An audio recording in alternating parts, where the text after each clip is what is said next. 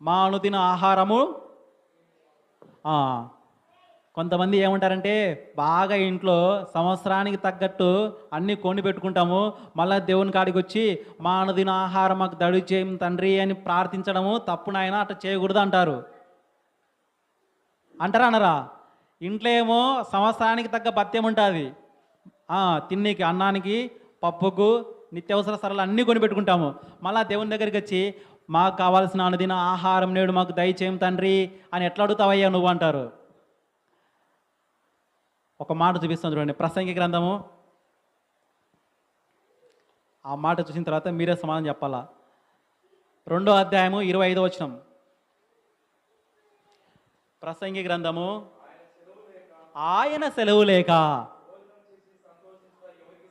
భోజనము చేసి సంతోషించుట ఎవరికి సాధ్యము? అయ్యా, నువ్వు మంచి ధనవంతుడివే ఉండొచ్చు, కొని పెట్టుకుండొచ్చు సంవత్సరానికి తగ్గట్టు, కానీ నువ్వు వండుకునేది కూడా తినాలంటే ఎవరు సెలవు కావాలా? దేవుని సెలవు లేకుండా తినే అధికారం కూడా మనకు లేదు. ఒకవేళ నువ్వు బలవంతంగా తినేదాన్ని అరిగించగలేవు. కొంతమంది బాగా డబ్బు ఎక్కువ వాళ్ళు 3 పూట్ల తింటారనుకుంటున్నారా? తినరు. ఆరోగ్య విషయాలు ఎక్కువ తింటే షుగరు, కారం తింటే బీపీ.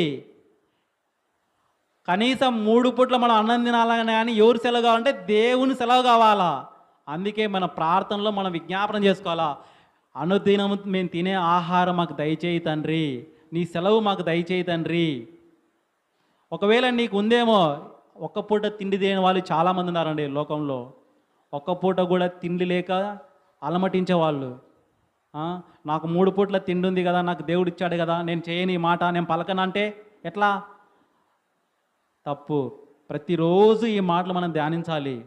మాకు కావాల్సిన అనుదిన ఆహారము నేడు మాకు దయచేయం తండ్రి, నీ సెలవు లేక ఈ సృష్టిలో ఏది తిననీకి కూడా అర్హత లేదు అనే మాటను ఇక్కడ మన జ్ఞాపకం చేస్తున్నాడు దేవుడు.